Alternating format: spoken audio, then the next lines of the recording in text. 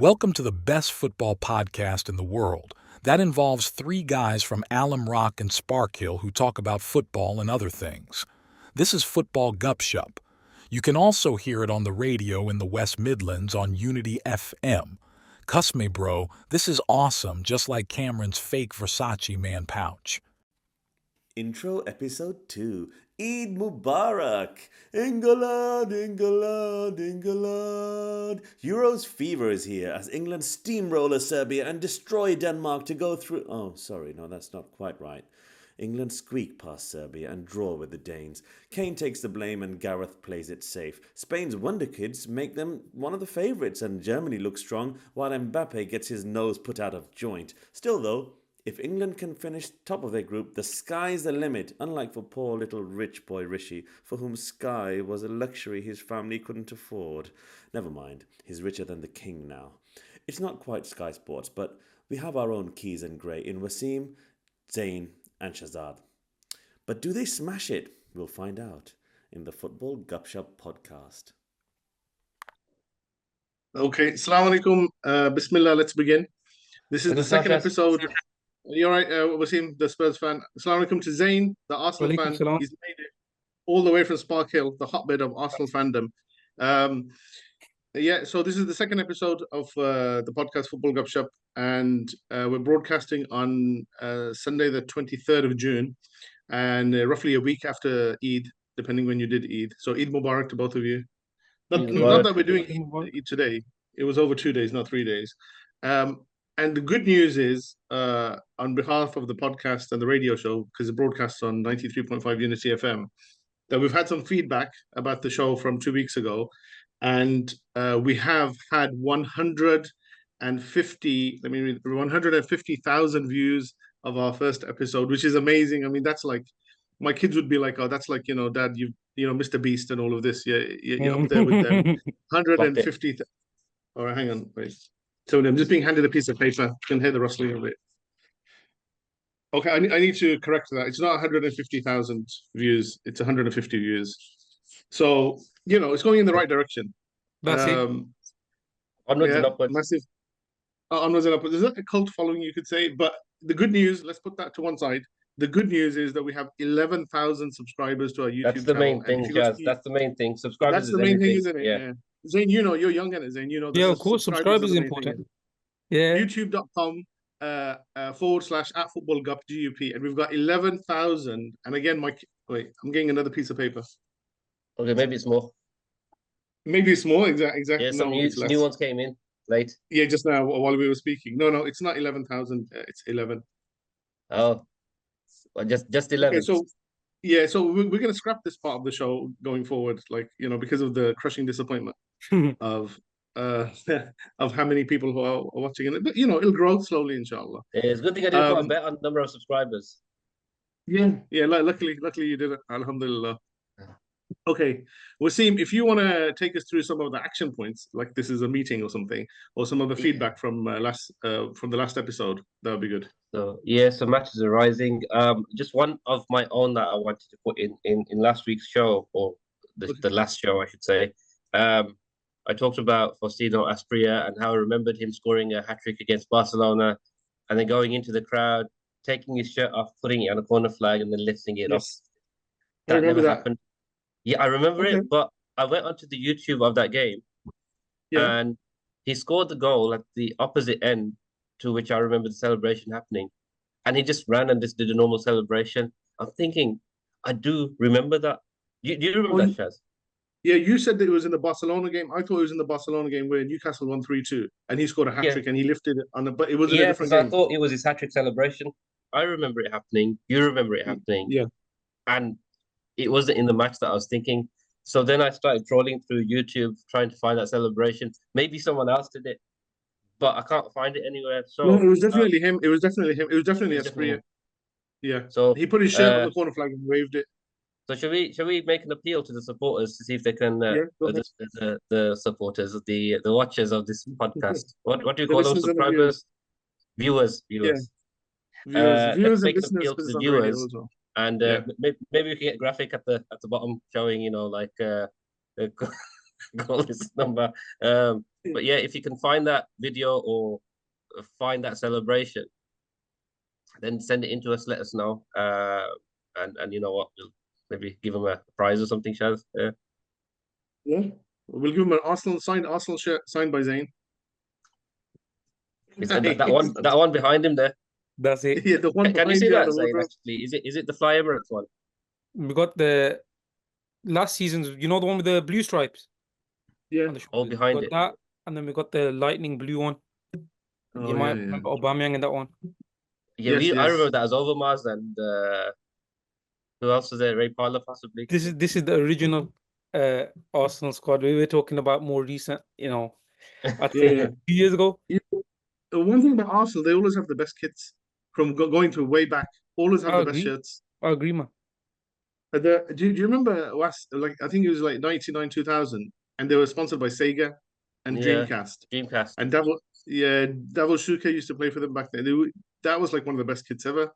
Yeah, that was a good one. I think And even I think it was 2010. They had this was their away kit, and it was a white top with navy blue shorts, basically the Spurs kit, and it had these pinstripes on, and it was the Spurs colors, and it looked better. The Arsenal Spurs kit looked better than the actual better than the Spurs kit. Spurs one. Yeah. And that's the only thing Devastating. that was better about that. And Zayn is saying, I can read his face. He's saying that was the only thing that was better about Arsenal that season because Spurs were better in all of their facets. Isn't that right, I Zayn? don't think so. I don't think so. But Oh. the Arsenal kit this year as well. I don't like this year's one though. Okay. The one that's What? been leaked or been released. I mean, the home kit. Don't like that one. No, okay. That's okay. Something that we're going to come on to. So, we'll see give us some more feedback Yeah, about last week so yeah, or back last back to episode. the matches arising. Yeah. So some of the people just wrote into us to say about the England football team and the community because we talked about how um we we react to how England fans treat us, and then that maybe sometimes defines our relationship with the England team. So Yeah. someone wrote to say you made fair points about the complexity in the relationship and Muslim. Sorry, let me start again. You made fair points about the complexity in the relationship, the Muslim and Asian community, but we shouldn't judge all England fans based on the action of a minority of fans who are not representative of the majority of fans, who aren't racist and just want to watch the football in peace. So we shouldn't tie everyone with the same brush, just in the same way we wouldn't want the Muslim or Asian community to be judged solely on the actions of a minority who do anything wrong. Yeah, that's a fair point. We neglected to mention that actually. We should have, and that's. Thank you for whoever wrote that in. But yeah, we did. We jumped straight to the fact that there's a minority of fans, vocal fans, who are quite racist in England's recent past. Even somebody, I was talking about this with somebody, and they were saying, "Oh, do you remember in the aftermath of the last Euros because Bukayo Saka, Yeah, Rashford, and Jadon Sancho missed penalties? I sure. think got a lot of racist abuse on Twitter." And like, but that's still, I mean, Twitter amplifies it. But they're right saying the majority of fans are not like that.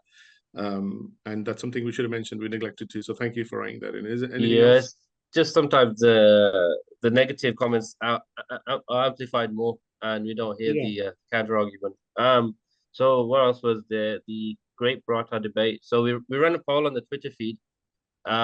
So we just want to go over what the outcome of that was. So Sol, resident Liverpool fan from Birmingham, he said 2 fried eggs laced in salt and pepper instead of the omelette. So See that? So the question was, what's the best thing to go with Prata? And I like the way he's worded it, laced in salt and pepper, because look, he's indicating to the fact that Prata it's is nothing. quite bland, although it's tasty, and so are eggs. But you need a lot of seasoning. So he's saying laced in salt and pepper. Yeah, it just sort of overpowers the egg. It might as well not be any egg. Okay. But this is Okay. from the guy who used to have Prata with sugar and a chocolate bar. No, I can defend that position. But I Okay. know we'll. A lot of people Uh, a lot of people are shocked by that. a lot of people should try it first and then come back to me.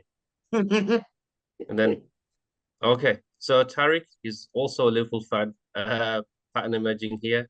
So he wrote on the Twitter feed, sugared yogurt. That's what you said, isn't it, Shaz? That's what you used to Yeah, have. I said it.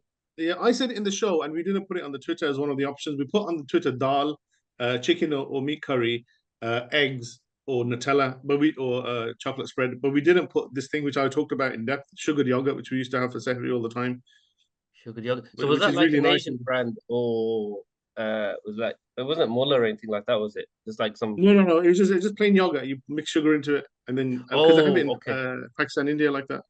I see. Okay, so he just said sugared yogurt, the mixture of hot greasy paratha, and cool sweet yogurt. The palate explodes. Does it explode, Nice. Chaz? Did it explode for you? It's been a long time since it happened, but I do recall explosions happening in the palate. Okay, all right. So let's shall we go over the results then? Yeah. So we had So from the options, we had dal, eggs, Nutella, and chicken slash meat curry. The winner, not by landslide, but the winner was eggs that got 36.4% of the votes. And imagine that's the 11,000 people from a subscribers list. So we had a good voter turnout. Dal yeah, and I think chicken slash meat curry were neck and neck at 27.3%. So in second that's place. yeah, so that's quite a good, between them they got more than 50%. And then Yeah, I think eggs. People see it as a breakfast thing, isn't it? And I think Zayn, you were saying eggs as well in the Yeah, end. that's Eggs, just mm, what I'm 100%. used to more really, to be honest. Yeah. People have it in the morning with tea and eggs. That's it. Mhm. Okay. uh, and then in last place was Nutella at 9.1%. Um, Mm. so just on this point about people being horrified that I'm eating paratha with the chocolate bar. Yeah, they are Um, horrified, but genuinely horrified by the fact that you eat it with a chocolate bar or sugar. yeah, but like I've got other. I'd see the gold nuggets and people should try them out. But when you're eating chicken or meat curry, I like Yeah. to have a packet of crisps on the side. Some people have salad, and I have honestly just try this, Shaz. And as you go along, you'll discover different combinations. So if I have ghost roti, I need to have a packet of salt and vinegar crisps there. This is like almost on a par with the paratha and chocolate bar. You have a packet of crisp when you're having curry with roti. Yeah, not strictly every time, but when there's you know when there's time to eat and you want to enjoy the food and thing, it's like a feast, it's a banquet, and you need to have crisps there. Uh, This is ridiculous. That's bad. but I mean, as that's we bad. go along, I'll share more of these golden Mhm. nuggets. But I want people to Yeah, try them yeah, and give me their feedback. yeah. Try. Yeah, that's a good idea. Try salt and vinegar crisp with the chicken curry and roti. Let's see how it goes. It might work. You never know. Yeah. I won't get into the chocolate fingers, but that goes in there somewhere as well. All right. I think we better stop here before people start sending in complaints. All right. Um, let's move on to something that another Liverpool fan. It's not just Liverpool fans who listen to the show, but by the sounds of the feedback, it is a good friend of ours, Mandeep, very knowledgeable about football. He said that we spoke about which treble was better, Man City 2023 or Man United 1999. But he wants to ask the question, what do we think was a better Champions League victory? Liverpool against AC Milan in 2005 or United against Bayern Munich in 99? So what do you guys say? Zayn, you were there both games. You uh I was born actually in 2005, so the one I hear most about is Liverpool, to be honest. That's it. Serious. oh, You've seen okay. both games probably. I've seen the highlights of the Liverpool game. The United game, I Yeah. can't remember, so Wow. Okay. Okay, So go on. as a non-fan of both teams, Yes. uh I think it goes back to this whole thing about how Man United's treble was more organic than Liverpool's. I think Liverpool's win against AC Milan, it was kind of like it just happened out of nowhere. They didn't win the league. They Yeah. didn't. I don't think they even finished in the top four that season. No, they finished fifth. They finished behind Everton. Everton, and it was almost not a fluke, but it was just kind of it was like a fairy tale cup run. Yeah. And Man United seemed more earned because you had to go back to the previous year where I think they lost to Monaco, and then the year before that they Yeah. lost to Dortmund, and Yes. they were struggling, and then they finally reached that pinnacle. There was that step by step. I think Liverpool, was that your first Champions League campaign for a while? No, you were entering like in 2000. I remember you got to semi-finals one It year. was like I think it was like the fourth time that they'd entered Liverpool had entered the Champions League. They did it three times under Houllier or twice under Houllier, and the furthest they got was the quarterfinals against Leverkusen, and Yeah, and that you was got to in the play early two United in the thousands. semis. Yeah. Yeah, and that's when Uh, Real Madrid went. But yeah, so it wasn't like a natural progression of we were getting closer and closer. It was like the season before. Uh, three, four. I don't even think we were in we were not in the Champions League at all. And it's almost like, well, it didn't matter if Liverpool won it or not because they were just in it. But United, it was like a big achievement. Ferguson had to win it for his legacy, and it was a big deal for them as part of the treble. And that's the only reason I think. If you look at the way Liverpool came back against AC Milan, and I remember it being at half time 3-0, and I was watching my brother, and he's a Liverpool fan. He's like, I just don't want Liverpool to get thrashed. He was worried about being 6 or 7-0. Yeah, damage limitation. And I said to him at half time, look, all you need is a goal. You get a goal, and then the thing changes. Yeah. But those goals came so quickly. I think it was 6 minutes, and all 3 goals came. Yeah. And then it went to extra time, and the whole penalties, and that Shevchenko miss as well. And I think as great as that was, I think in terms of an achievement, you just felt like Man United earned it more.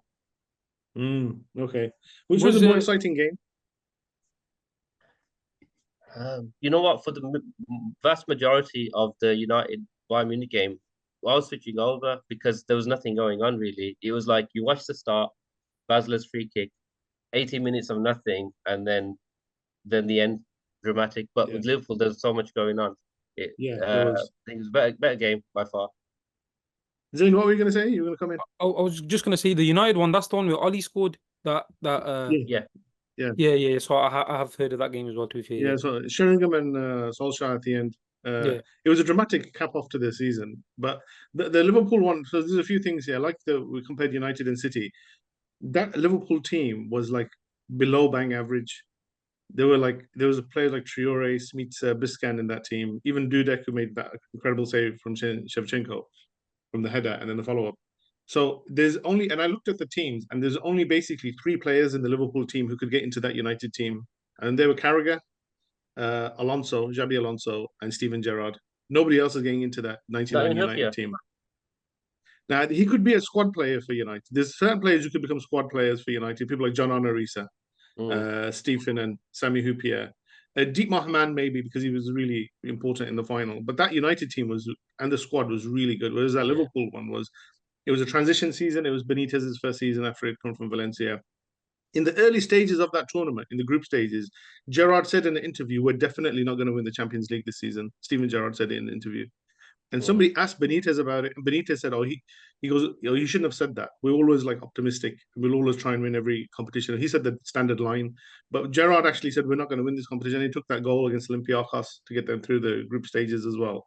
So that's another thing. It was a much more exciting game. Like your brother, at halftime, I didn't want to watch the second half because we were just getting trashed 3-0. Crespo scored unbelievable goal. He dinked it over the goalkeeper.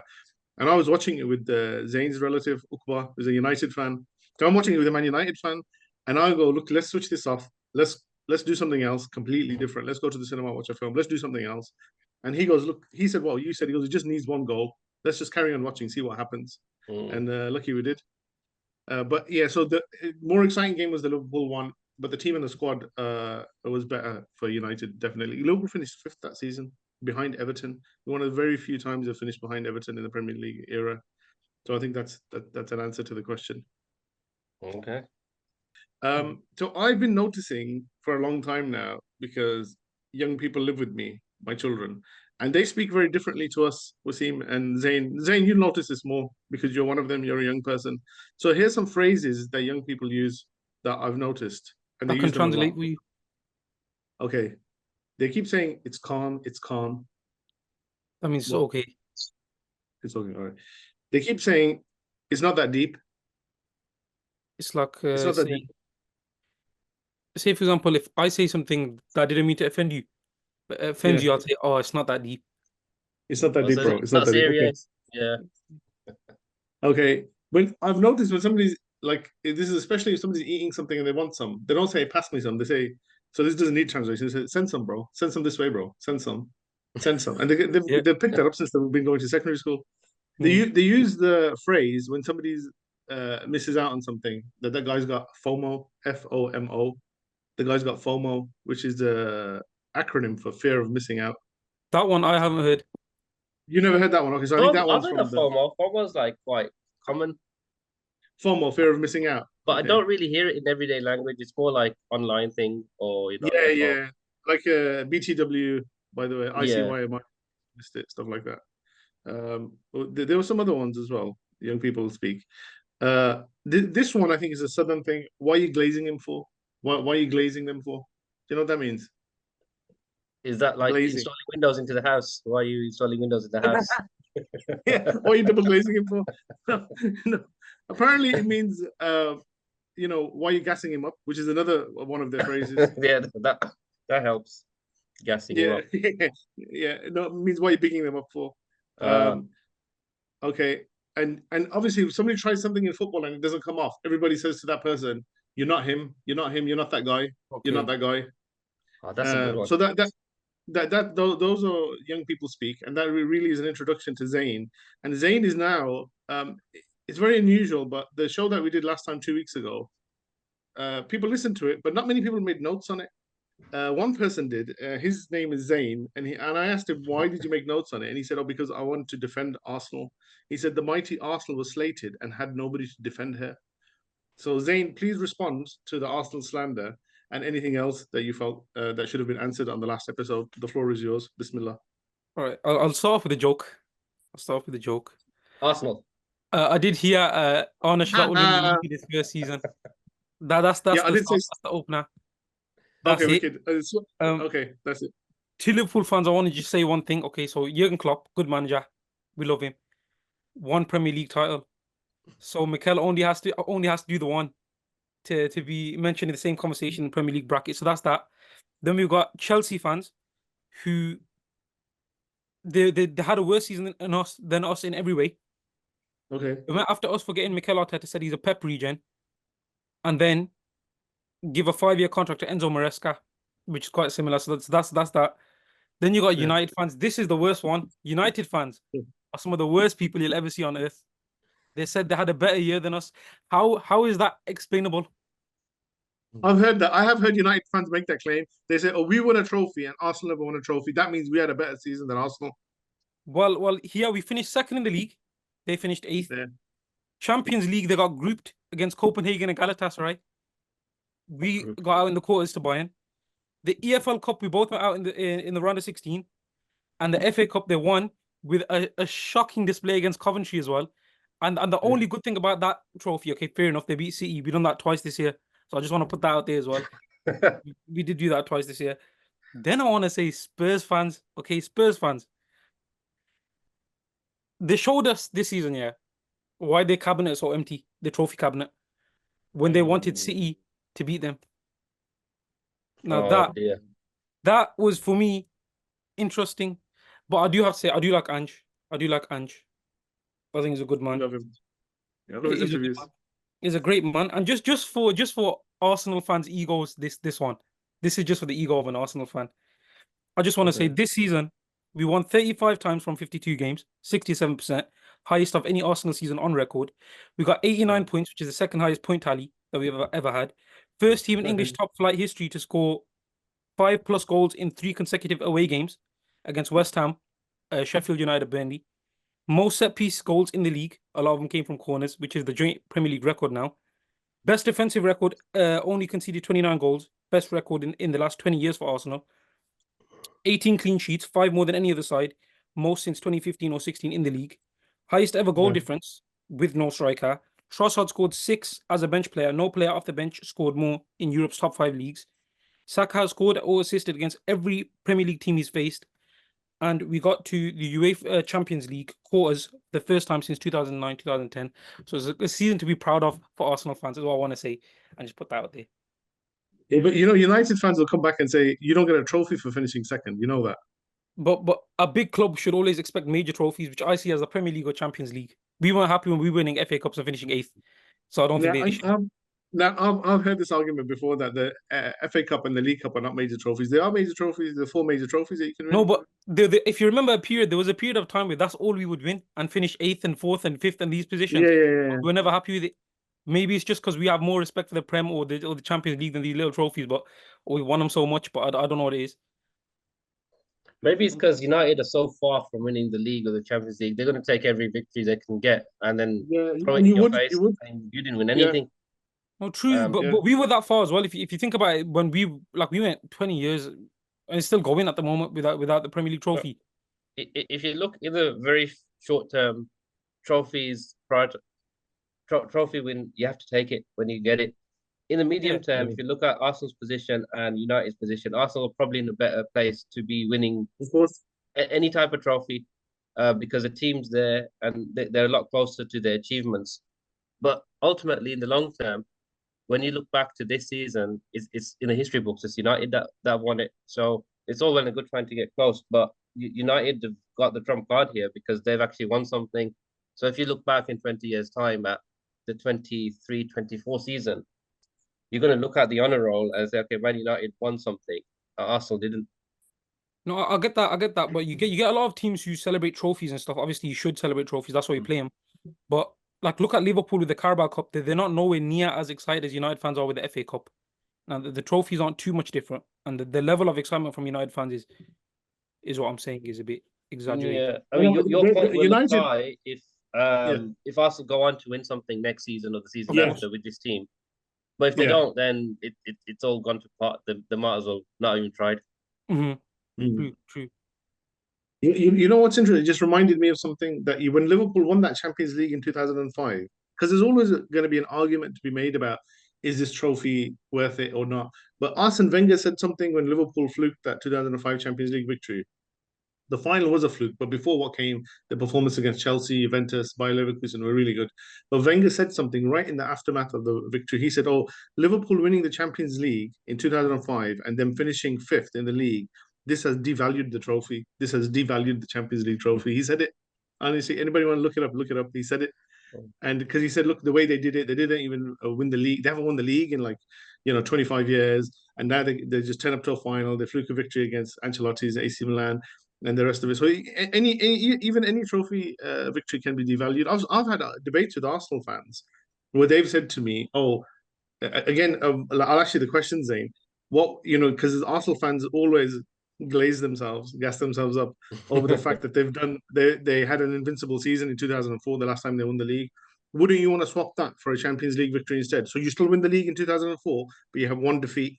But in place of that, in the 2006 final that Arsenal played against Barcelona, they win the Champions League final, and no one can throw it in Arsenal fans' faces that you've never won Europe's biggest club competition. No. You see that's like I've never met an Arsenal fan who said no. I'd rather have the Champions League. The golden Premier League trophy. There's only one. But look at the teams who won look at the English teams who won the European Cup / Champions League. The big teams have won it: Liverpool, Manchester United, Chelsea, Man City, then Nottingham Forest, Aston Villa. These teams have all won the European Cup, and Arsenal haven't. And look at the teams who have won the Invincible Trophy. But even that invincible season, it wasn't like they were blowing teams away. There was 12 draws in that season. Of course. And they didn't secure that until about 2-3 games to go, which is like a normal team. It was just a happenstance of a season where they drew some games, they won some games. No one got around to beating them. Teams came close. I remember that. Was it that the season Van Nistelrooy missed a penalty in the last minute, and then Keown and all these other players danced around him. So it doesn't, for me, it doesn't show how great the Arsenal team was. It was just an achievement, a good achievement, but it's not as good as the Man City team that's won 100 points or anything like that. I'd pick that City team over the Invincibles. It's the similar conversation we had with the United team and Liverpool team with the Champions Leagues. So obviously Liverpool had the worst team, but obviously the achievement of it was so huge. It's the same with the Invincible Trophy. Just to go all year unbeaten and no team's done it after that, it's huge. That's Arsenal, man. That's Arsenal fans. I'm yet to meet you. And somebody messages our Twitter feed at Football Gup. Message us, and is there an Arsenal fan that exists on planet Earth that would take a Champions League over the Invincible season? I've not seen one yet. They're not an Arsenal fan. If they would, that's the benchmark for being an Arsenal fan. That you wouldn't get rid of the Invincible season for a Champions League. Test. The Tebbit test. Okay, so have you got anything else to add, Zain, about Arsenal and why they're the best team in the world and they're going to win the Champions League next season and the World Cup? Not really. We just let the football do the talking nowadays. Really, that's it. I just want to say the problem is AFTV do a lot of talking, and I think they've demeaned Arsenal as a football club. You think so? Because they've just turned into joke. It's like Banter FC, and you watch them and you want Arsenal to lose. I mean, even if I was an Arsenal fan, I'd see them and I think, you know what, I hope Arsenal lose just to spite these guys. 'Cause Well, I I don't don't know, I feel don't know like what you that when think I of watch that. it. No, how do you feel, Zayn, about Arsenal fan TV? The first thing is, regardless, whichever fans there are, whatever, they can't change our opinion of our club. Our club, that's it. We're just a major club. We love our club, and we all have our own ideas of our club as well. So some fans might say they take Champions League over the Invincible Trophy. I wouldn't. So there's difference is in that. With AFTV, I do see what you mean, though. They are a bit dodgy in majority of their takes. I've seen some Arsenal fans say that if Arteta doesn't win the league this year, sack him, which is crazy to me. I'd rather go back-to-back relegations and keep Arteta, to be honest. But that's it. But you know, when it was the end days of Wenger and Unai Emery, were you Wenger out or Emery out, or were you like keep him in? To be fair, I was Wenger in, Emery in, and Arteta in. I've always been just keep him in. Three Okay, ins. That's it. three ins. Imagine you kept Wenger, you could have carried on finishing fourth and winning the FA Cup every season. That would have been. The Mikel Arteta miracle is a real thing. Is a real thing. He's won a trophy. He's won that. How many trophies has he won at Arsenal so far? He's got an FA Cup and 2 Community Shields, I think. Okay, An FA so just Cup. an FA Cup then. So just an FA Cup then. Okay.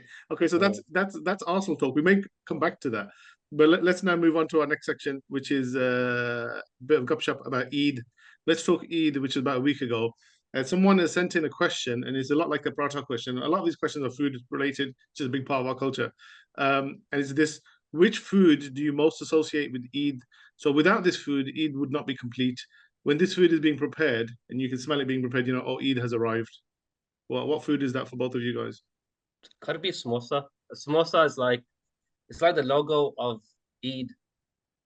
It's like you know what? They should change the Pakistan flag and take out the crescent and the moon, put a silhouette of a half-eaten samosa, make the crescent, and a bowl of chutney, and that's the new Pakistan flag. Samosa all the And way. then when Pakistan play cricket and they take a wicket, instead of, you know, like they do this, isn't it? Yeah, Footballers. They should go like do that that. for Yeah, samosa. Yeah, okay. yeah, Okay. We've got a wicket and that's a celebration sign, the yeah, triangular samosa. Okay. yeah. Zayn, what's yours? I asked a lot of friends this question as well, and I Go found ahead. out actually it's rice. Yeah, that's the common one. But what type of rice? Declan. Declan rice. No, pilau rice. But Pilau rice. So pilau, so brown pilau meat brown rice rice, is what basically. that I think most people is that. And one of the things that you notice is that you know when it's Eid. Shall I tell you when you know when it's Eid?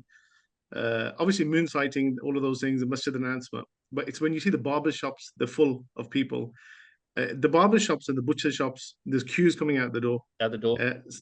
Sparkhill, Alum Rock, all these areas, yeah, you know it's Eid the next day. Oh, look, there's a lad standing outside the barber shop, or there's a group of old people standing outside the butcher shop waiting to. And I was in a butcher shop the day before Eid in this massive queue, and the butcher came around the corner, a Pathan guy, and he goes, "Okay, that's it. All the lamb chops and all the mutton chops are finished." And like half the queue just faded away to look for another shop because it is Did he meat. say Meat. Eid is over? Eid is over. Eid is cancelled. The Grinch has stolen all the meat of Eid, and so basically half the queue faded away. But we'd got ours before anyway. The other thing is, my kids go to a school, and the teacher, she's of Bangladeshi origin. She goes to them. Oh, is everybody looking forward to Eid and the Eid meal? And they're like, yeah, yeah, we are. We have nice food on Eid. And she said, yeah, the Eid meal of masala fish and dal. And the Huh? kids were like, dal? Where did that come from? And she said, oh, it's a Bangladeshi culture. They have dal. So if you go to a wedding, basically, they'll have dal there.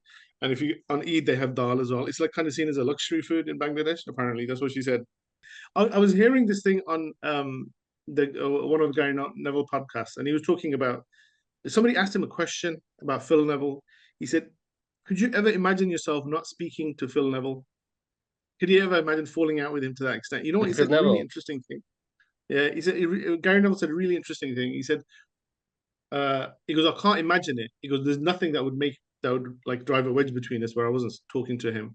And he said, because growing up, he goes, our parents were not speaking to certain other people in our extended family, and so we wouldn't go around theirs for Christmas, so they wouldn't come around to ours. And he goes, there were cousins that kind of we grew up and we didn't know them, we were a bit estranged from them. So he goes, I wouldn't want that for my kids. And that reminded me so much of like Asian culture and Asian families that like on Eid or like a wedding, there's a family that there's a narazgi, that you don't talk to that cousin, and you don't go to that uncle's house or this auntie's house because like for the last 15 years something happened and there's an estranged relationship. And I find it like interesting that even in white culture that they have that as well. Or we don't speak to that uncle because that comes out on Eid as well, and that's why you go to the masjid and the imam's always saying, oh, bury the hatchet, and it doesn't matter, empty your heart of all like negative. Basically, speaking to the Pakistani audience, saying, oh, Yeah. just get on with each other. So I was really interested. Gary Neville talked about the same type of thing. Yeah, Maybe it's he's crazy. Pakistani deep down. Do you think that Pakistani, some people just thrive on it? Like they like the idea of having a grudge against someone, just Yeah, so they yeah. can say, "Oh no, yeah, don't talk to them." It kind of that's a word again. It glazes them up. So I've Yeah, I've people. got a friend. I've got a friend. Name shall be anonymous, and his dad has two brothers. Yeah. And I think for the longest time there was a narazgi with the older brother. I think his dad was the middle brother. So with the older brother there was a narazgi, and the younger brother he was fine with. And then something strange happened where a rishta was done between him and the older brother's daughter. So they had to Okay. make up. But as he made up with that one, he fell out with the younger one. So they always had to be one, just like carrying the flame, the Olympic flame, the flame of hatred. It's it's a drama, isn't it? Some people enjoy the drama of it. There has to be Yeah. something somewhere. You can't just get on. There's always something. There's always some subtext. Always some drama that's going on in the background, like So I'm like thinking like a maybe Pakistani drama. he went around to the younger brother's house, said, "Look, I've made up with the older one now, so I'm afraid you're It's your fired." turn. Have you mentally prepared yourselves for Kamran coming on the show? Yeah, I heard he's been watching football more. I think the Euro started. He gets into that, doesn't he? So Yeah, yeah, yeah. So let's not gas him up too much or glaze him too much. So let's just bring him on. Assalamu alaikum, Kamran. Walaikum salam, bro. What go on? What's up, Zain? What are you saying? Alhamdulillah. Sparkhill these days? Good, alhamdulillah, man. What about you? What's going on with you, bro?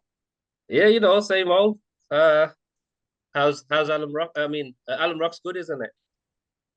I still live there. Obviously, oh yeah, good. That's good, guys. Because obviously, you know me. Everyone knows me as the voice of Alum Rock. I told Shadad as well, the voice with the capital V, and it's a big thing for me to come on the show. I don't normally do this, but because of you guys, not because of Shadad, I don't get on with him anymore that much. Mm. I'll come back on the show. So let's do the football talk, cuz. Come on. All right. So what you've been watching then? Cam, who's your favorite team in the Euros? But I'll tell you now straight. I'll tell you Shazad this, but Shazad, he's a bit of a cautious Carol. He's a bit, I can say that Shazad, he's a bit, he's a naysayer. He says nay a lot. I'll tell him things about football. The Karimuri keeps saying, nah, that's not going to happen, cuz that's not going to happen. First of all, that's not true. Just tell them who you think is going to win the Euros. This is what I said no to. Cameron, who do you think is going to win the Euros? Who's best placed to win the Euros this year? Easy, cuz listen to this one, cuz check this one out, cuz 100% here. You can take this to the bank, cuz money in the bank, this one. 100%. The team that is going to win the Euros is Brazil. And I'll tell you why, cuz you know that player Vinicius Jr. Winnie, they call it Winnie J. Winnie J is a sick player, bro. I've seen him in the final. Rio Ferdinand was saying about him, Ballon d'Or, Ballon d'Or. Because the man's he's gonna be the top scorer in the Euros. Trust me, bro. Brazil all the way. Cameron, Brazil's they're not in Europe. It's Brazil. They're actually playing in the Copa America right now. They're not even in the Euros. They're playing in a different tournament. What are you saying, Kaza? Since when? Is this like Brexit or something that they left Europe? No, forever. Brazil's never been in Europe. First I'm hearing about it, Kaza. Yeah, it didn't just happen. It's always been the case. Mhm. So where does that leave you now then? Who's going to win the Euros? All right, Kaza. Well, I thought Brazil were nailed on. In that case, Yeah, Kaza, if it's not going to be Brazil, well, apparently they're not in Europe for some reason. I can't get my head around that one, Kaza. yeah. You need time to think about Kaza, this one, don't you? yeah, because I got GNVQ in geography as well, so I don't know how that was slipped by me. Tiga, no? Have you been watching England? Yeah, I've been watching England, but let me answer your question with him. Don't rush me, bro. Come on. The team that's going to win the Euros, if it's not Brazil, can only be one team, because that is Argentina. Next question. No, same problem again. Argentina and Copa America, they're right next to Brazil. They're nowhere near Yeah, Europe. I think Wes, let's move on because Okay. obviously geography. Even though he's got a GNVQ in geography, it's not a strong point. We don't. Okay, Cameron, you wanted to talk about patriotism because we were talking about being England fans and Muslims and things like that in the last episode, and you had some thoughts because we didn't include you in that conversation. So, what are your thoughts about supporting England, being a Muslim, being from Alum Rock, your relationship with the country? Well, because let me tell you this, because Zayn will know what I'm talking about because he's from my generation. He's a young guy like me. We love England, cuz we love England. We are England through and through. You cut my veins, because you cut my veins, the blood will come out with the red cross on it. The red cross of England, St. George's Cross, because I love England, because I'm a fine, upstanding citizen of this country all my life. I paid all my taxes up to and including financial year 2015. And because I love this country, nobody can tell me otherwise. And I can even now here, because I'll tell you something now, because you didn't know this about me, because, yeah, Shazad, don't laugh at me. Listen to me, because, election coming up, you're going to have to vote in it, because you're going to have to vote in the election in it, because I'll tell you who I voted for in 2016. You know what I voted for, because I voted for Brexit. That's how much I love this country, because I voted for Brexit. And because of people like me, this country is getting £350 million extra for the NHS every week because I voted for Brexit, because Cameron, that never happened. They never gave that. It was just a slogan to get people to vote for Brexit, but it never happened. That money never went to NHS. what is wrong with him? Come on, Nasim, don't be crazy. Are you saying somebody said something in election and then they never kept their promise? I find that very hard to believe, because I find it very hard to believe that a politician would make me a promise, I'll vote for him, and then he doesn't deliver on it. I've never heard of such a thing, because it's crazy Unfortunately, talk. that's exactly what happened.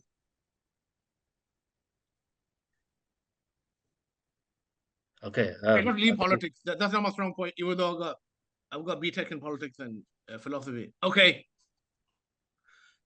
I'm gonna prove to you three brothers here, Shazad, Wasim, and Zain, that I am the biggest England fan that you can ever meet. I'm the biggest patriot that you could ever meet.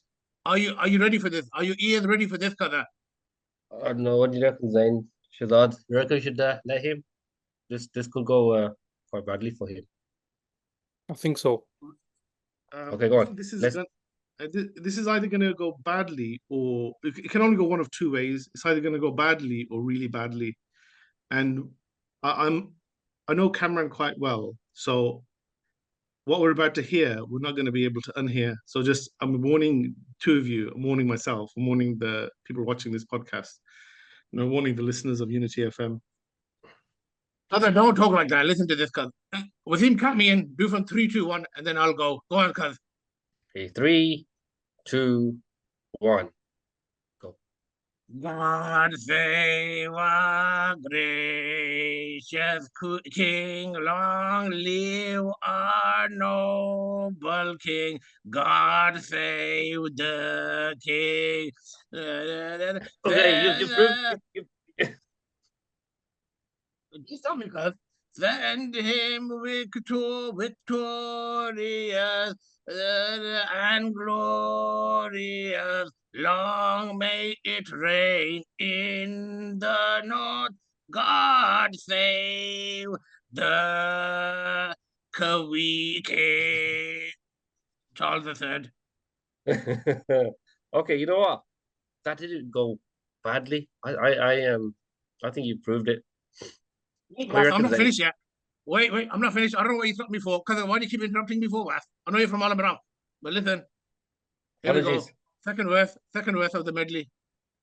You got to hold and give, but do it at the right time. You can be slow and fast, but you must get to the line. They'll always hit you and hurt you, defend and attack.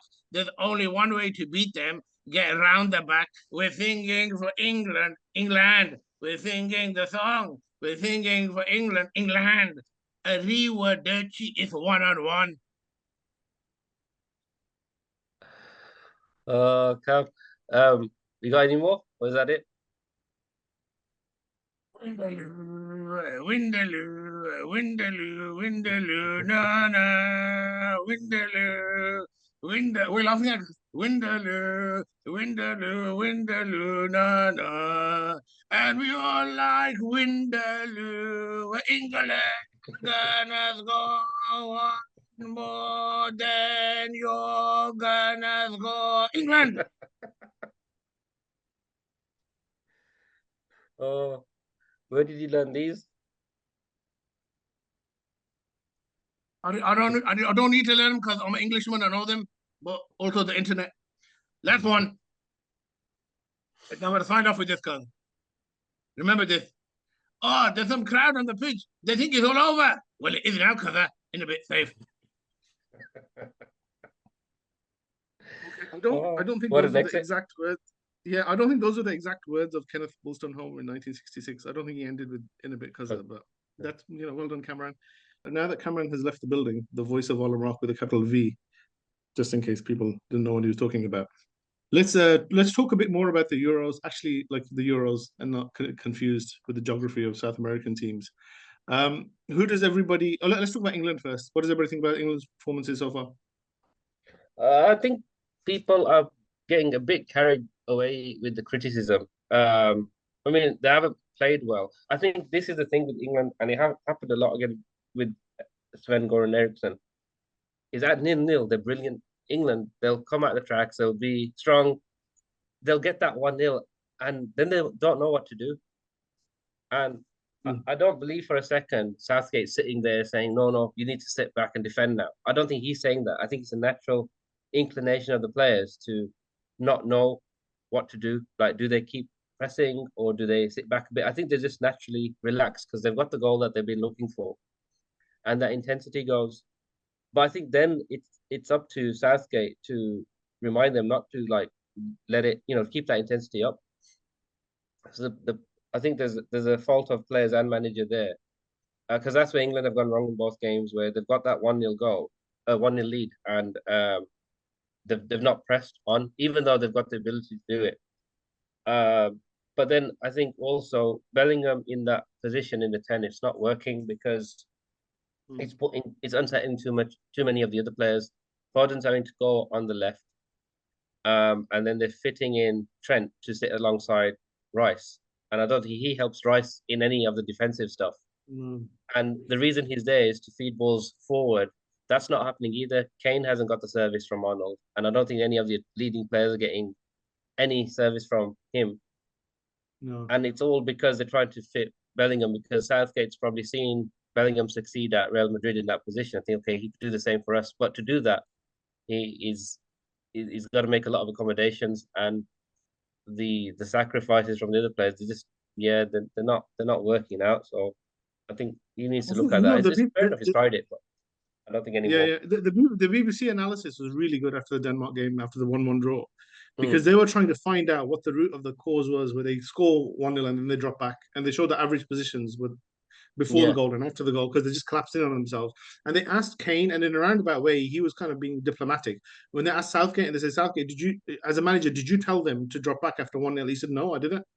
So, but they don't do it for the clubs. Foden doesn't think, Bellingham doesn't do it for Real Madrid. Rice doesn't do it for Arsenal. They don't just think back into their own, their own 12-yard box or whatever. They push up for their clubs. What is it for? Why doesn't it work for England?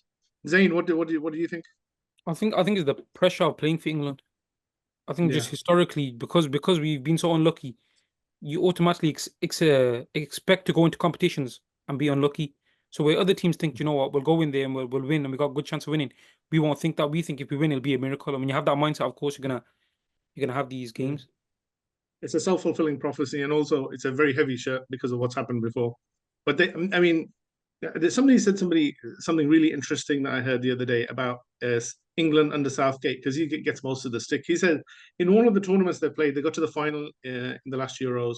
They get to the semi-final in the World Cup in 2018 in Russia, and there was a quarter-final. They lost to France in Qatar. In Qatar, The person said they've never won a match against a team that are better than them. All the games they've won in all of those competitions, you'd expect them to beat those teams, but they've never really beaten a giant. They've never beaten, you know, a Germany or a France or Brazil or We whatever. beat Germany in They've the never, last tournament, didn't we? Yeah, in the but I group think stage. England were better than them at the time. I think Yeah. Germany had struggled. I think they knocked out the group stages in 2 World Cups. Yeah, yeah. So he was saying, like, you know, a team that's doing well, we haven't gone head to head with them, and we haven't really taken them on. Like now it would be somebody like, obviously, in the last World Cup, France or Spain or Germany as they are now, because we always beat the teams that we expect that you'd expecting them to beat. But I still think it's early. I think people go over the top in the criticism of England. They've still got the talented players. They've got one game to go against Slovenia. I can't see them. They're basically qualified anyway. Um, I can see them getting to the final. Honestly, it's better to grow into a tournament and then flourish later on than to start on fire and then just fade. You don't want to peak too early, as they say. Yeah, Um, yeah, but yeah, I think that firstly, I think the next game is irrelevant. I think the game after that is where it really matters. And as you said, um, England haven't beaten a team they're not expected to win, where they've gone in maybe the slight underdogs or major underdogs, and they've not won. That's true. But I think since Southgate's come in, they've not really lost a game that you would expect them to win. And that wasn't happening in the previous managers. Hodgson was losing against Iceland. You know, Capello, all these managers, they were underachieving. Where Southgate, yeah. he's not overachieved, but he's not No, underachieved either. He's just achieved. Um, and I think it's funny because you know when England played Brazil in 2002, when it was 1-1 yeah, at half time. Someone Southgate in an interview, he said about Sven Göran Eriksson, he said we needed Winston Churchill at half time, but all he got yeah, was Ian Duncan Smith. yeah. And I I think think that's Sol that's Campbell. I think Sol Campbell or Rio Ferdinand said that because in I think Brazil Southgate himself said it.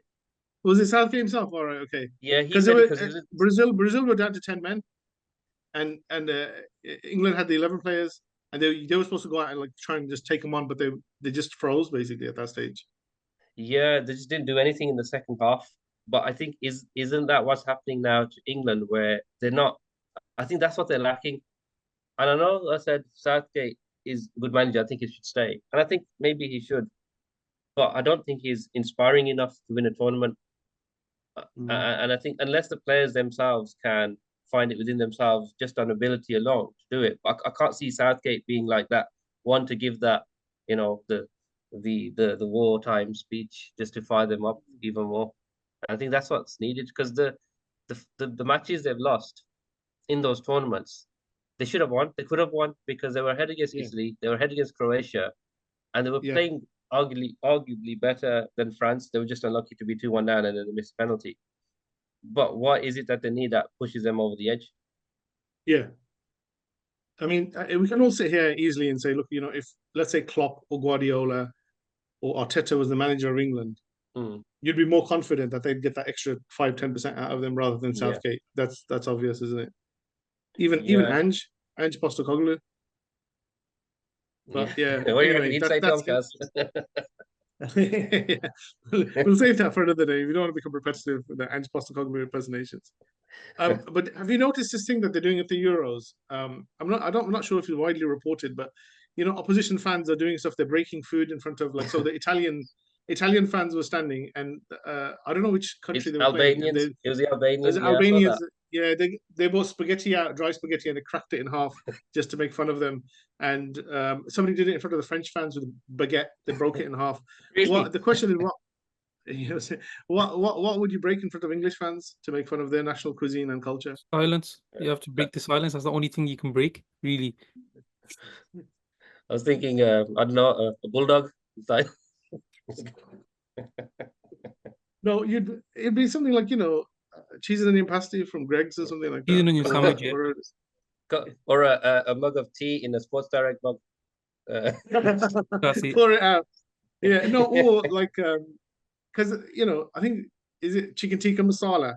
They love it. Yeah, Indian food, is it? So, but you could break poppadoms in half because people love eating poppadoms at Indian restaurants. Um, Yeah, that was interesting. In front of the Scottish, you could do iron brew. You could pour iron brew down the drain, and then watch the drain dissolve because of the amount of sugar in it. Or a deep fried Mars bar. Have you ever had Deep one? fried Mars bar. Have you ever had a deep fried Mars bar? No, never had it. I know it's a delicacy in Scotland. Yeah, I'd love to try it. It's just I've never been to a place where they've served it or had it on the menu, and I just I'll try it just for a just because I like these things, as you know. Yes. But yeah, it's something I'll try, and then I'll eat back. In front of Pakistan fans in the cricket, you could break a samosa because obviously you were saying that samosa. You could break a samosa in half. Yeah, that would get me in the feels, as they say. Oh, that would affect you deeply. Yeah. Yeah, it's There was not this, that deep. moving away from football slightly, going to cricket. I don't know if you guys want. I know Wasim is a massive cricket fan because he got back copies of the Wisden and Cricket magazine. But somebody told me something, and I was like, that doesn't make any sense. Pakistan lost to America in the 2020 World Cup, and then they lost to Yeah. somebody else, and then they got knocked out.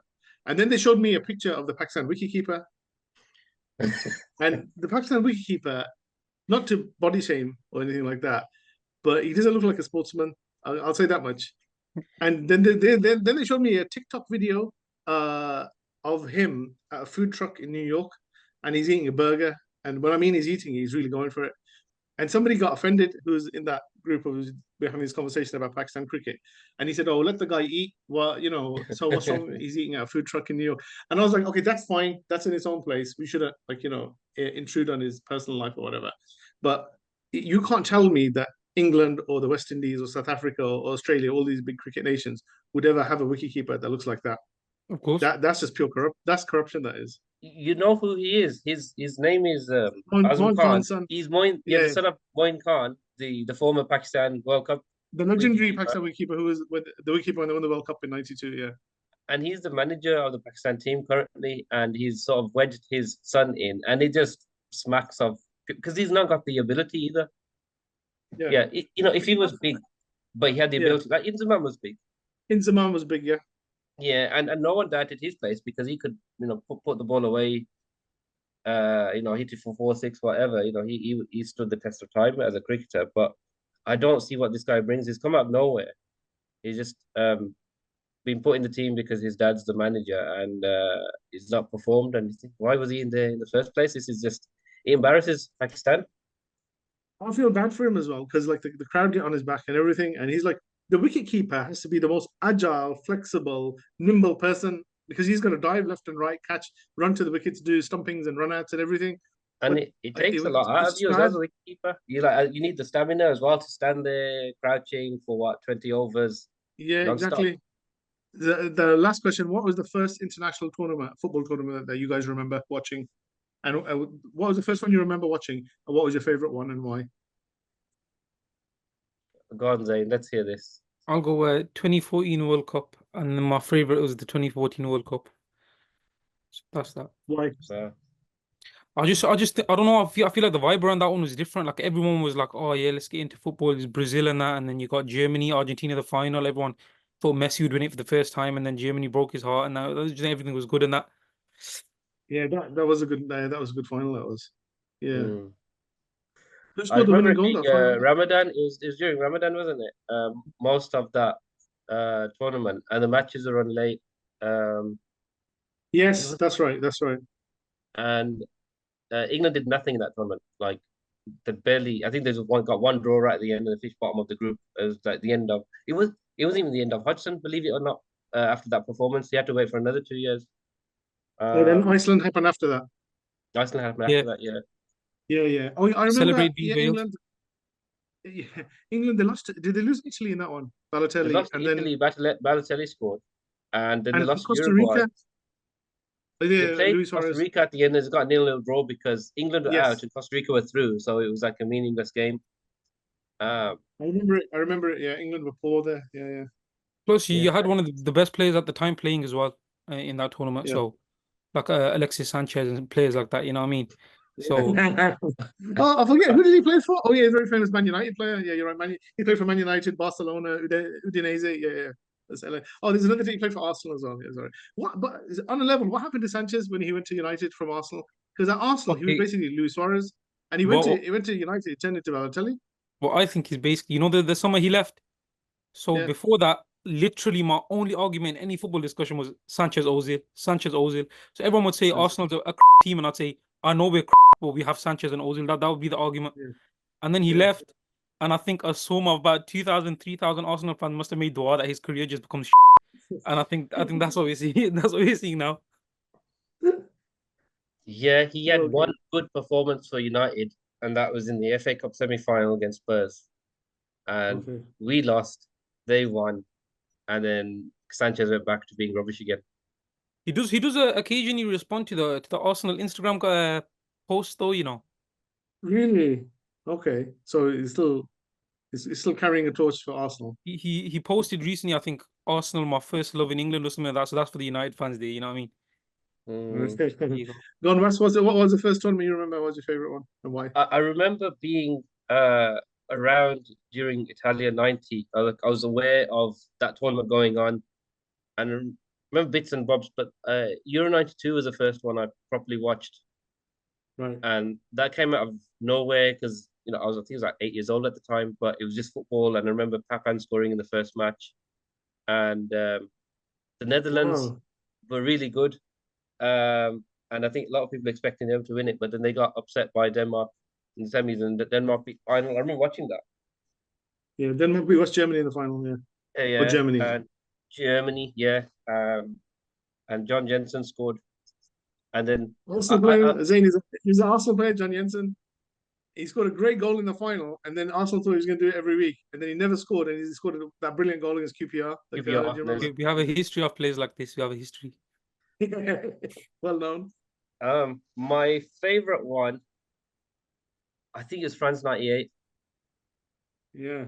It was just every single good player at the time was there. Baggio, Romario wasn't there. Bebeto. So he had like all the areas just coming in, Batistuta, and he had the up and coming players like Zidane and Ronaldo and Rivaldo, Del Piero, Vieri, and I just remember pretty much watching every game, being obsessed with it. I think that the final was a bit of a anticlimax because Brazil didn't show up, and France just steamrolled over them. It was like quite a routine. And two Arsenal players scored in the final. Petit and no, did Vieira score? No, he set Petit up. Zidane Petit, scored. yeah, Zidane scored too, and he set Petit up, and someone got sent off as well. I think it was Desai right at the end. But I think we found out afterwards that Ronaldo had some kind of epileptic fit, and they there's a documentary about that, and he just wasn't there. He wasn't. It wasn't. It was unfortunate. So Oh, sorry, Jeff. Yeah, France '98. I had the sticker album, the Panini sticker album for that tournament, and I used to collect the stickers and put them in. And so I think Zayn's relative Ukwa, who did the intro, he had them as well. And so we I met him after that, and we compared how much of the sticker album we filled in, because that was back in the days when football stickers were a big thing. The first tournament I remember was Italia '90. I was really invested in Italia '90, and I'd go to school and I'd say, look, England are playing. But I went to a Catholic primary school and they all supported Ireland. And I said to them, oh, but your second team must be England. And they're like, no, Italy, because Italy is a Catholic nation. And I'm like, all right, calm in with this. And then I was gutted when they lost to West Germany in the semi-final on penalties. But the best tournament that I remember was Euro 2000, because that was such a good tournament. It had a brilliant final as well. Yeah. And that French team who had that Zidane, and ahead of Zidane, they had Anelka and Henry playing up front. And I was like, this is untouchable, man. And they had Desai and Thuram. And Wilton and Trezeguet off the bench. Wilton and Trezeguet scored the winning goal in the final, golden goal. Yeah. So that tournament was really amazing, the Euro 2000. Yeah, that was a great tournament. And even the semi-finals are good as well. Portugal, France. Yeah. With the whole Abel Xavier handball at the end. Yeah. On the line. Do you remember the Portugal England game where England were winning 2-0? 2-0, and then they came back 3-2, yeah? Yeah, 3-2. Yeah, Figo scored from 35 yards and all the rest of it. Again, Keegan was the England manager. They get the lead and don't know what to do with it. And then That's Doing it. to I themselves. felt bad for Keegan for that. Okay, should we move on to the quiz? Yes. Which is Arsenal against Tottenham. Oh no. Now, there's a bit, Wes, do you remember in The Office where they have a pub quiz? And David Brent and Finch, they lose the pub quiz to Tim and the other guy, Ricky. Ricky. And so, and then they go out in the car park, and Brent says, "That wasn't the quiz. This is the quiz." Like Finch has to throw the shoe over the pub. He goes, "This tells us who's going to win the quiz. That's not the real quiz. This is the quiz." So this quiz is the real quiz. It's not what happened between Arsenal and Tottenham last season. Arsenal finished second. Tottenham finished, I don't even know where. This is going to decide which is the better team, Arsenal or Tottenham. And I'm actually going to keep score this time. And the scores are going to work like this. Everybody knows the rules, listening or watching, that I'm going to name the clubs of a player, and you're going to tell me who the player is. But the earlier you name that player, the more points you get. So if it's like the first or second team, so for example, if we did Gary Lineker, and I say to you Leicester, and you say Lineker, I'll give you 3 points. If I say, oh, Leicester, Everton, and then you say Gary Lineker, you get 2 points. If I say, oh, Leicester, Everton, Barcelona, Tottenham, then you get 1 point. So the further you go in, the fewer points there are. And then at the end, we have a wild card player, and that's worth 5 points because that's like any player. So Was, you're going to go for Tottenham players, and Zane's going to go for Arsenal players. So we'll start with Zane. So 1998 to 2001, he played for Sparta Prague. I'll have You just guess. have a guess. Go on. Petr Cech. No. Good try, though. 2001 to 2006, he played for Borussia Dortmund. Okay, we'll carry on. Okay, in that, so for Sparta Prague, I should have mentioned he played 41 times in the league and he scored 8 goals between 98 and 2001. And 2001, 2006 for Borussia Dortmund, he played 149 games and he scored 20 goals. Can I buzz 2006. Sorry, wait. Shall I go to the next one, Zain, or do you want to guess? We'll go to the next one. Okay. The next one. From 2006 to 2016, he played for Arsenal. So 10 years. He played 170 league games and scored 19 goals. 170 league games. It's quite a difficult one. I'm not allowed to buzz it. No. At the end, you can take it at the end if he says no. So you got Sparta Prague, Borussia Dortmund, Arsenal. Then 2016 to 17, he goes back to Sparta Prague. Sparta Prague is a big clue, that nation.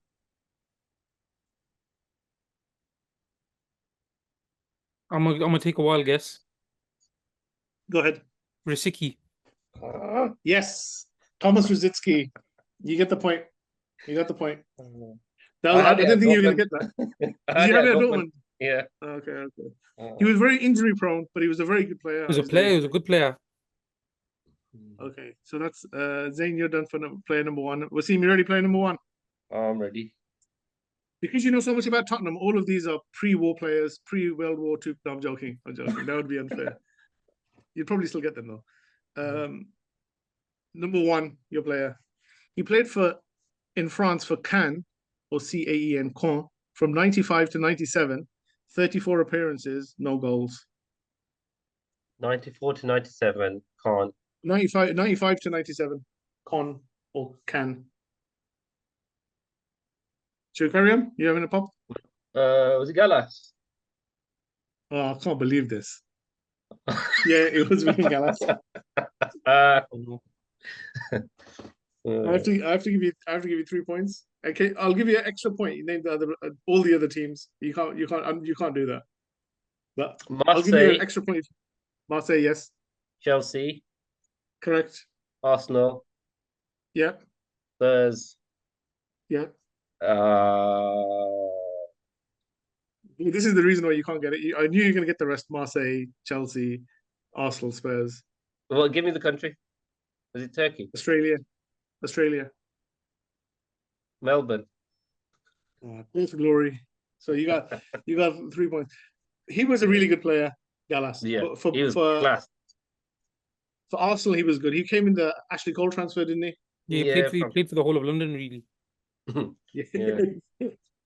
He played for, like, in Pro Evolution Soccer. He played for London Reds, London Blues, London Lily Whites. They can't use the real names.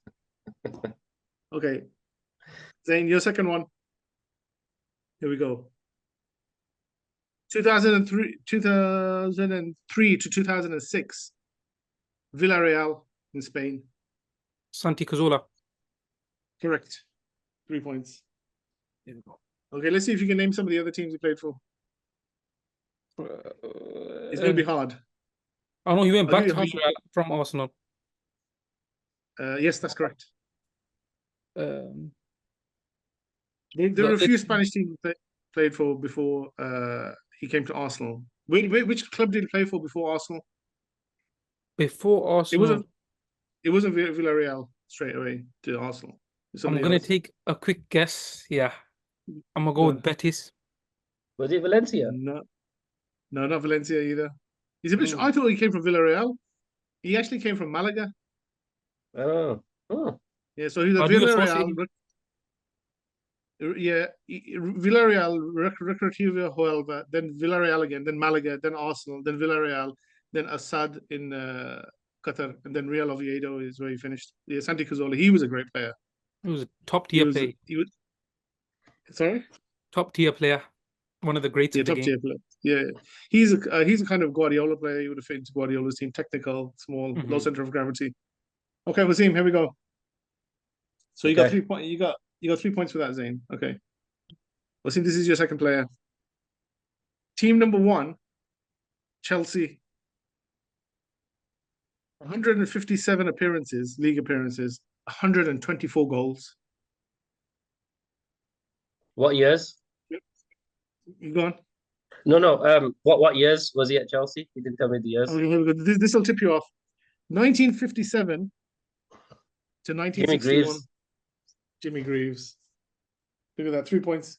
Name me some of the other teams. Spurs. Did he go to AC Milan? He was at Chelsea, then he went to AC Milan. AC And Milan. at AC Milan, he played 10 games, league games, he scored 9 goals. And at Spurs, he was there for 9 years, 61 to 70, 321 appearances, 220 goals in the league. Then, do you know where he went after Spurs? Was he another London club? Yeah, another London club, West Ham. West Ham. Then it was all lower league like Brentwood, Chelmsford. In total, in his career, he played 617 league games and he scored 402 goals. Oof. He's a goal machine. Jimmy Greaves. Jimmy. Well done. Okay, player number 3 for Zain. Team number 1 for him, 2012 to 2016, Arsenal. 10 appearances, 1 goal. He then goes on loan in 2015 to 16 to West Brom. Then Arsenal sell him, unless you want to take a guess. We'll go with one more clue. You'd be selling Okay. to. Then, so 2016, Arsenal sent him to Werder Bremen, where he plays 27 times in the league and scores 11 goals. So Arsenal, West Brom on loan, Werder Bremen. That's 16-17 at Werder Bremen, 1 season. Should we carry on? Yep. This should tip you off. Then 2017, he's sold to Bayern Munich. 166 appearances in the league, Gnabry. 63 goals.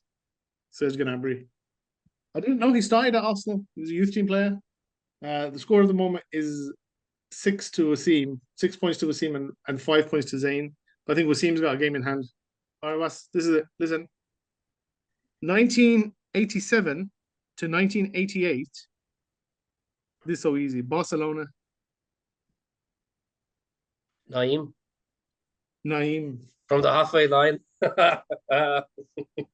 So yeah, to give him his full name, I'll give you his full name. But yeah, the Spurs fans used to chant at Arsenal. There's a player called Naeem, Spanish, and he scored in the 1995 Cup Winners' Cup final against Arsenal. Arsenal against Real Zaragoza against Arsenal. Yeah, Zaragoza. Yeah, he saw Seaman off his line and he lobbed him. He just smashed it and he went over. And I think Seaman got a touch to it. Ended up in the back of the net, and they won it was the last minute of the Cup Winners' Cup final, extra time. And so they won. And then Spurs fans because he used to play for Spurs, they started chanting at Arsenal fans every time, Naeem from the halfway line. Do you know his real name is? I isn't it? Is it Muhammad Amar Ali? Yeah, Muhammad Ali Amar is his name, but they Muhammad call him Ali Amar. Naeem. But what Yeah. country is he from? He's Spanish, but I think originally from Algeria. Okay. Is he Moroccan or Algerian or something like that? Moroccan, yeah, North African he is. And Mm. there's a little known fact about him. He was the only player of the Islamic faith to compete in the inaugural Premier League season 92-93. Okay, Zayn, your fourth player now. So you've had three there, Wes. Yeah, extended the lead here. Okay, Zayn, this player played from 2006 to 2007 for Vitoria, 52 appearances, 2 goals in the league. Vitoria, who I think that's a Brazilian team, I think. 2007, unless you want to guess the second, I'll go to How the many second team. appearances at Victoria was it? 52 and 2 goals. 52 appearances, 2 goals. And what were the years? 05 to 07? 06 to 07. 06, 07. Yeah, I wouldn't know those years. Well, Okay. both of them. Okay, 2007 to 2011, Benfica, 82 appearances, 4 goals in the league. He's obviously a defender. A really bad striker.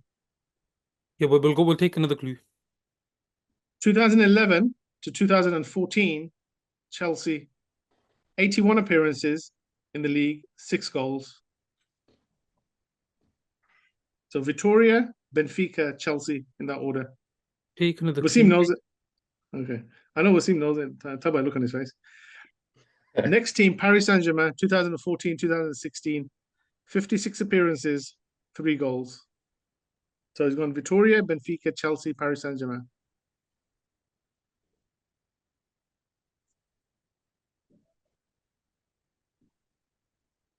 It can't be David Luiz.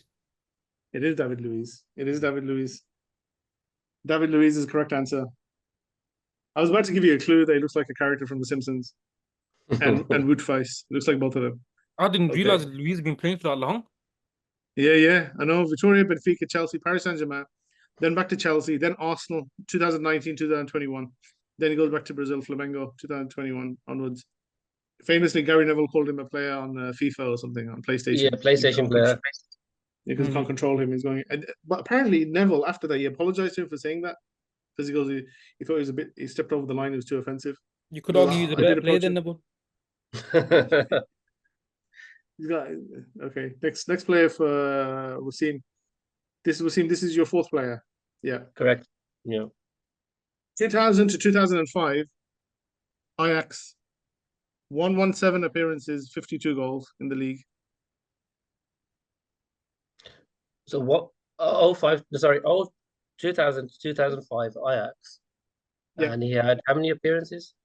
117 appearances in the league and 52 goals.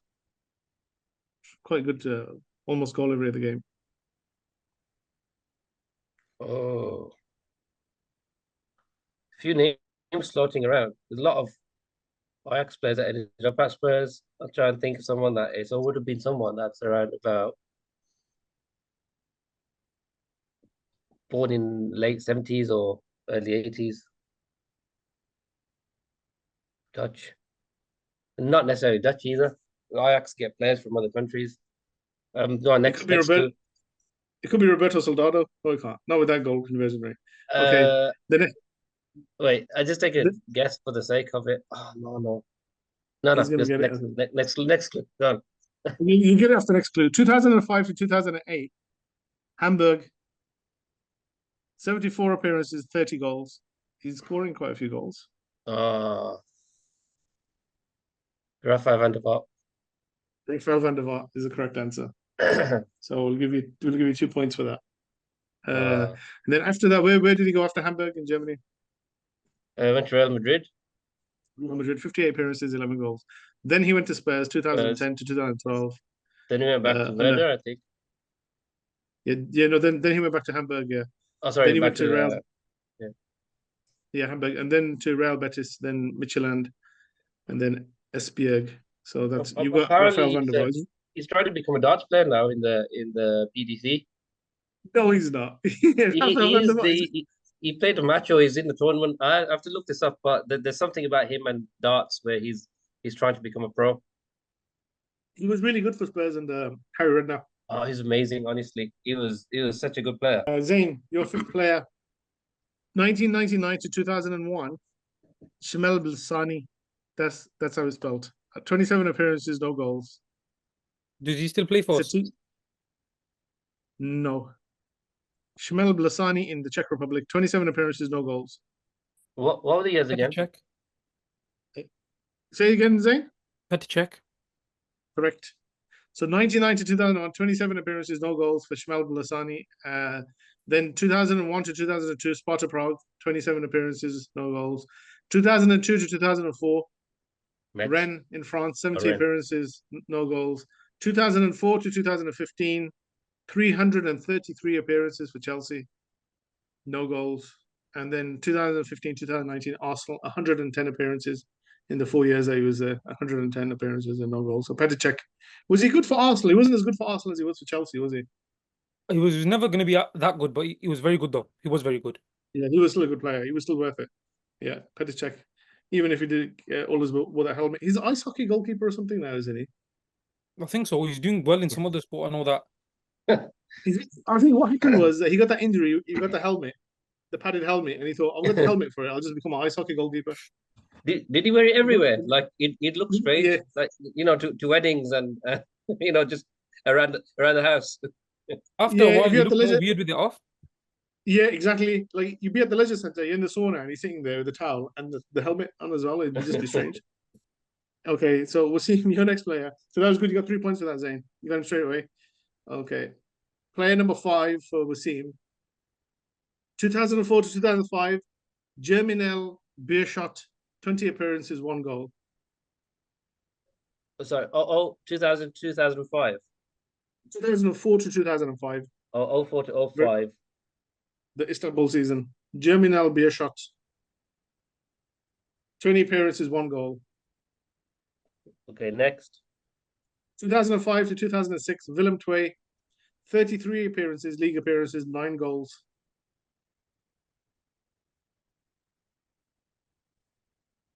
You're gonna need another one. 2006, so you've got Germinal Beerschot, Willem II in Holland. 2006 to 2010, AZ Alkmaar, 118 appearances, 24 goals. Spurs is that the team that they've got beef with in Europe, AZ Alkmaar, because of the UEFA No, Cup? final. Oh, is that final? Sorry. Yeah. So you got Germinal Beerschot, Willem II, AZ Alkmaar. Started in 04. Yeah, 04. And so it was at AZ Alkmaar 2006 2010. Next team? Vincent Janssen. No. Okay. Next team. Next team. 2010 to 2012, Fulham, 62 appearances, 5 goals. 10 to 12, Fulham. Trying to think of players that we might have signed for Fulham. Oh, I know who this is. Moussa Dembele. Moussa Dembele. Yeah. Or as they say in London, Moussa Dembele. Yeah, okay, so Moussa Dembele. He was an amazing player. He was like 2 players in one. You couldn't get the ball off him, drive forward, defend. And I think injuries just got the best of him. But he was a chief reason. Oh, my voice is going. He was the chief reason when Spurs were good in the potch, because he had him in the middle with Wanyama. That was the best team we had in that sort of era. When we had the two of them in. He had 7 years at Tottenham, 2012 to 2019, 181 appearances, 7 goals. And then where did he go after Tottenham? He only had 1 more club. Oh, they ship him off to someone like Fenerbahce or Besiktas or somewhere out in the far reaches. Chinese Super League, Guangzhou City. Oh, he went there. Yeah. For the culture, but mainly the money. Okay. Okay, now your last Arsenal player, Zayn. The first team he played for was Marseille, 2003 to 2004. 14 appearances, no goals. 03 to 04, Marseille. Laurent Koscielny. No. We have to go to the next team now. Arsenal, 2004 to 2008. 102 appearances in those 4 years. in the league and 7 goals. Two appearances. Marseille 03-04, Arsenal 04-08. You want the next team, or you want to guess? We'll have the next team. The next team is AC Milan. 2008 to 2013, 97 appearances in the league, 7 goals. So Marseille, Arsenal, AC Milan.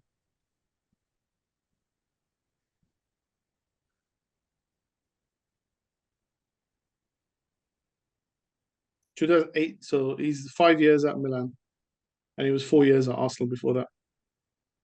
So 2008, he leaves Arsenal. We'll have another clue. Comes to Milan in 2013. He comes back to Arsenal. From 2013 2016, he's at Arsenal. So it's Marseille, Arsenal, Milan, Arsenal. 66 appearances, 3 goals.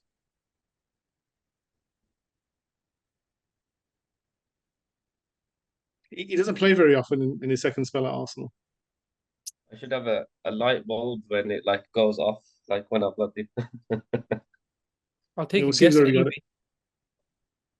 Who's it? Francis Coquelin. No. Let's give you the next team. So Marseille, Arsenal, Milan, Arsenal. 2016 leaves Arsenal for a season. 16-17 goes to Crystal Palace.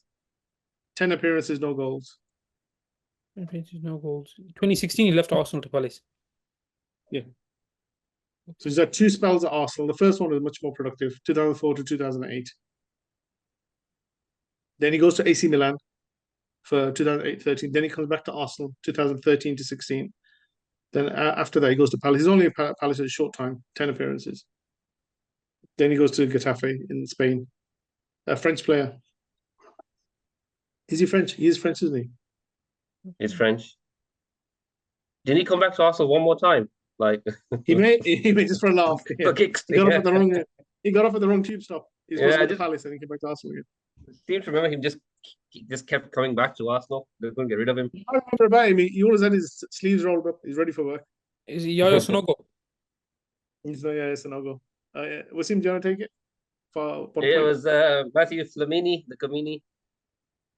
Matthew Flamini, the Camini. Okay. I'm so sorry about that, Zayn. That you get those sometimes that you That can't one was- put it that together. one- They're like brain hidden block. in plain sight. Everybody knows them, but they're just Yeah. the two That is the middling essence. That's the essence of the game, because Ukba is the one who invented this game, and he called them toilet players. But he's like, it's that player that you don't immediately think of. This is the one that tucked away. He was such a faff player that I couldn't even think of my man.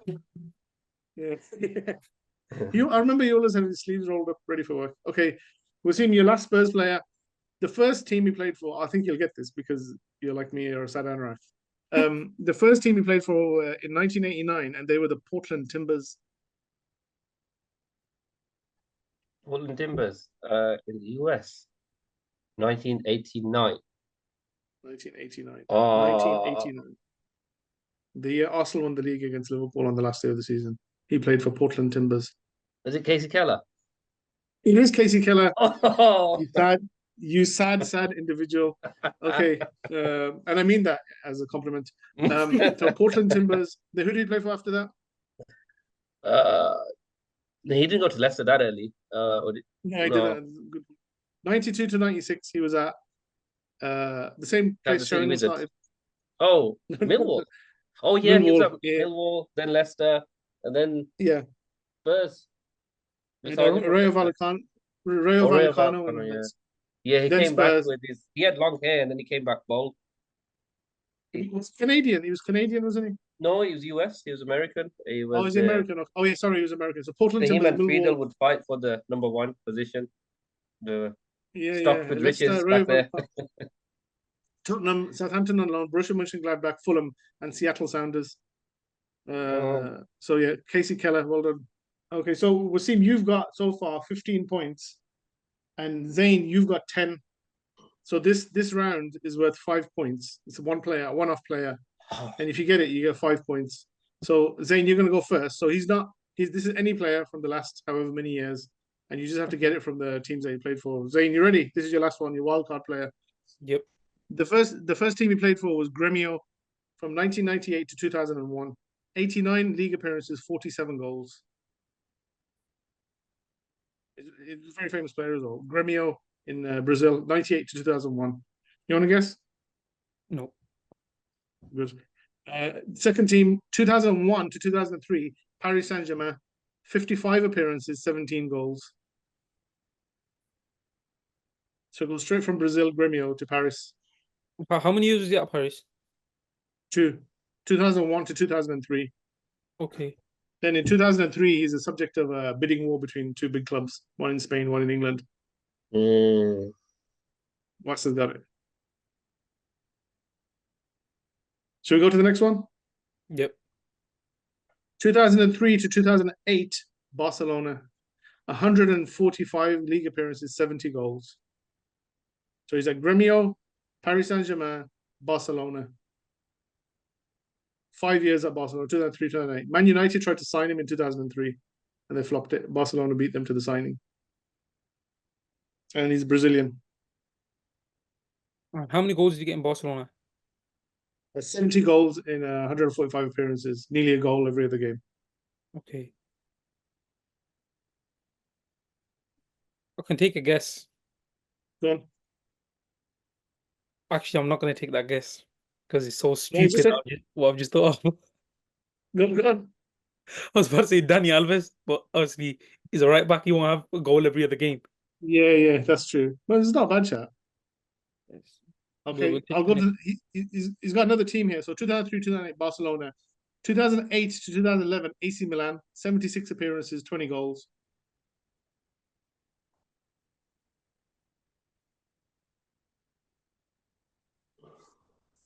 And that's his last club. Yeah, he's got clubs after that, but they're like in South America, Flamengo, Okay. Atletico Mineiro. So his main clubs that we'd know him at: Paris Saint-Germain, Barcelona, AC Milan. He's got a very famous free kick against England in the 2002 World Cup. Sorry, before you were born. I think. Let's think a Brazilian for Barcelona is going to be mostly known for his time at Barcelona, those 70 goals in 100. He's not a striker though. He plays just fine striker. Okay. United fans are doing well because they're upset when they missed out on him some time ago, 20 years ago. Ronaldinho. Yes, Ronaldinho. Very good. Yeah. We must give you the full points for that. The level of Okay. stress in this one, man. Yeah. Sorry, man. Okay, Wasim, last one. Wildcard player from the Okay. 1800s. In 1990 to 1995, played for Nantes in France. 130 appearances, 5 goals in the league. I'm going to run through them. Just jump in. Okay, is it So Frank 1990 to 1995. Not Frank LeBeuf. It's not Spurs though. Remember, it's just any player. Yeah, it could be anyone. 1995 to 1997, played for Sampdoria. 62 appearances, 6 goals. in the league. Karamba. Oh no, man! How did you get that? I was a fan of his. I really liked him. I think he's a good player. Good. Is that Okay, yeah. Christian Karamba is the correct answer. Played for Nantes, Sampdoria. Then he played for Real Madrid, 97 Madrid. to 2000. Then who did he play for after Real Madrid? Middlesbrough? Yeah, Middlesbrough. And then 2001 to 2004, Parma. Olympiacos. Olympiacos. And then Servette, and then Bastia. And that's the end of the quiz. And Tottenham have beaten Arsenal by 20 points to 15. Oh, that's the real quiz. That's And it's a real quiz. And that decides Oh, who finishes up. I would like to apologize to all my Arsenal fans. Apologize. The thing is, you're playing against one of the saddest football anoraks ever, so you don't beat yourself up about it. No, it's good. It's Yeah. good to know your team. It's good to know your team. Yeah. Yeah, You need to yeah, go it's back good to the know your drawing board team. and read some books. This actually reminds me of a story that we'll finish with this story. I went on Umrah in 2013, and I was, you're in a group and you're in a room with a bunch, guys, you're sharing a room.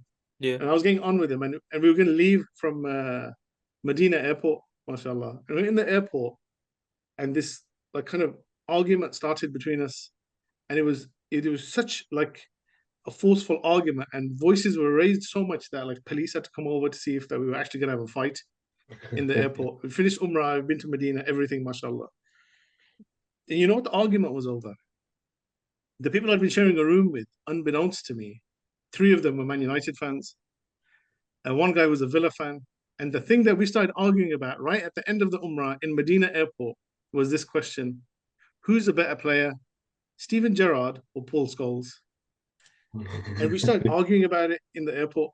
And the United fans were not backing down at all. They go, "Oh no, Scholes is a better player. Scholes is a better player." And there's the Villa fan. He'd gone to get a drink or something, and we were having this back and forth. And I was like coming out with stats, and they were coming out with stats. And I was saying, "Oh, the old argument is Scholes. Yeah, it was brilliant at United, but he couldn't do what Gerrard did at Liverpool. He couldn't carry a whole team to trophies and stuff like that.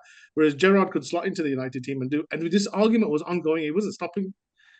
And then the Villa fan came, the tiebreaker, and he goes, "What's this argument about?" And I go, "Oh, the old Scholes Gerrard argument." And he went, "Yeah, obviously it's Gerrard." And then the argument just ended there and then, because a neutral guy came in who didn't have a dog in the fight and just goes, Gerrard is the winner. And then we all calmed down. We went, "All right, okay, it's been decided." That's what this Arsenal favoritism thing reminds me of. That Zayn will not back down over his Arsenal position, and that's a really good thing.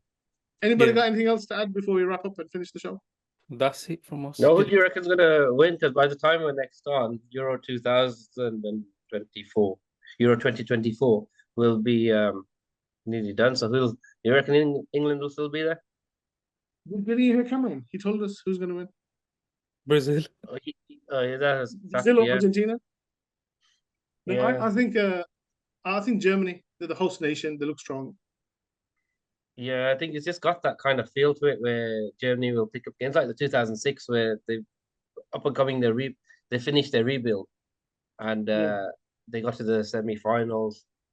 They know how to use their best midfielder, Musiala. They know how to use him properly, whereas England don't know with Bellingham. And also they've got people like Leroy Sané coming off the bench. And in spite of Kai Havertz, Zayn, Germany will win the Euros. If I go with my mind, I'd say Germany as well. But if I go with the heart, England. Come on. Yes. What about you, Vas? Who's going to win? I reckon Spain will do it. Oh yeah, Lamine Yamal, who's like 10 years old. Well done. Yeah. Well, I don't see even France younger than Zayn somehow. He is. I don't see France conceding though. Yeah, that's another one. Yeah. I think for France will just lose it somewhere. I don't think they're fully there. They should be the favourites, but I just can't see. And then I don't know. I've just got a secret liking for Belgium all of a sudden now. I just think they're so compelling to watch. They're just not that good anymore. But I don't know. I think the whole world is against them. They're saying, "Oh, they flopped the golden generation," and you gotta love an underdog. If France do go out, it's gonna be about minus goals because I don't see no one scoring past Saliba. So, we'll just leave that there. Yeah, let's leave it there. William Saliba is the greatest player in the world.